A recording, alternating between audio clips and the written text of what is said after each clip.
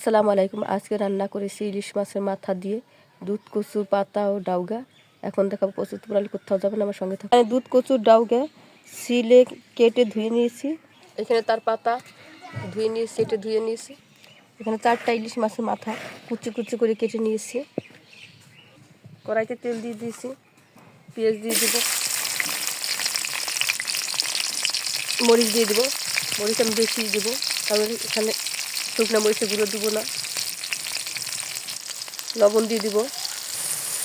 এখানে 3 টেবিল চামচ জিরা, রসুন, পেঁয়াজ বাটা, হলুদের গুঁড়ো দিয়ে দিলাম।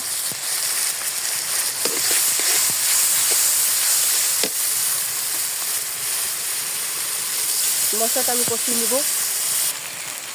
এখন আমি মাছের মাথা দিয়ে দেবো।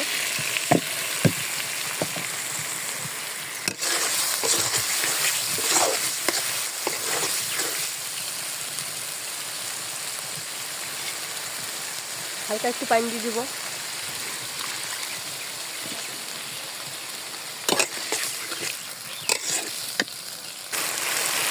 কষানো হয়ে গেছে।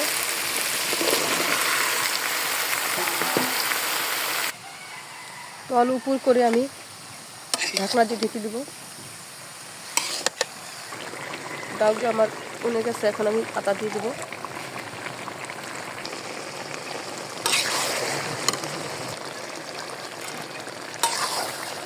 রান্না করে শেষের দিকে রান্না হয়ে গেছে, এখন আমি নামিয়ে নিব। রান্না আমার হয়ে গেছে। আজকে এ পর্যন্ত, আবার নতুন কোনো ভিডিও নিয়ে আপনাদের সামনে উপস্থিত হবো। সে পর্যন্ত ভালো থাকুন, সুস্থ থাকুন। আসসালামু আলাইকুম রহমতুল্লাহি ওয়া বারাকাতুহু।